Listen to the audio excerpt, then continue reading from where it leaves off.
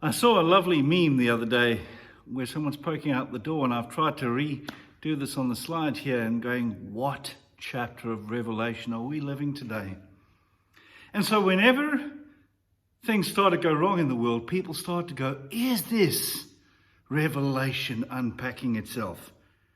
And part of it is a bit of a joke, but part of it's a bit of nervousness, saying, I'm not sure if I know what to expect when these kind of things start to unpack. And will it happen? Is it happening?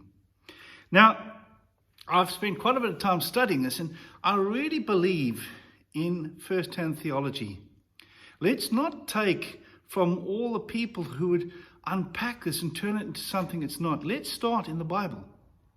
Let's, in the Bible, see what God says about these things. And over the next period of time, I'm going to take you through, in the morning brew, some of the prophecies.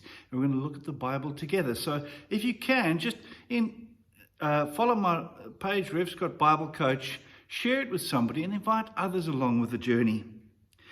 But if we look at the prophets of the Bible, there were two great things that they spoke about beyond their own context.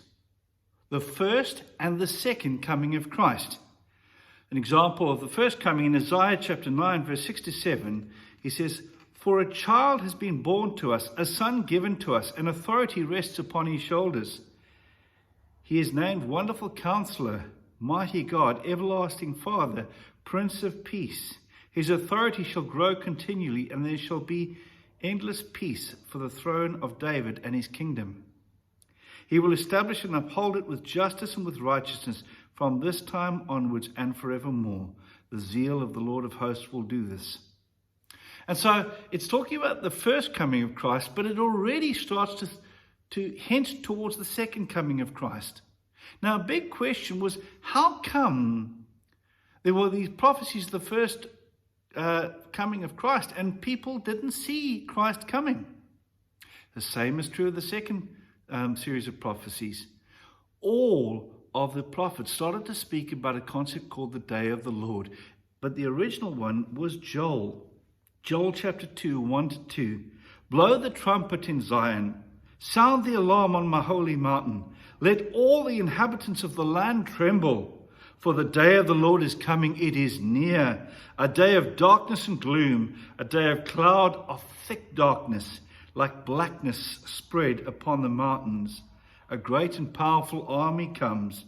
Their like has never been from old and never will be again after them in the ages to come. That's verse 1 and 2 of chapter 2. And then verse 11 he says, The Lord utters his voice at the head of his army. How vast is his host, numberless of those who obey his commandment. Truly the day of the Lord is great and terrible indeed. Who can endure it? Joel is talking about a second day and a series of events that unpack what happens at the end of the world. The questions we need to be asking ourselves is, do we know what to expect? And do we know what we are meant to respond to? Join me in this journey as we travel together. See you tomorrow.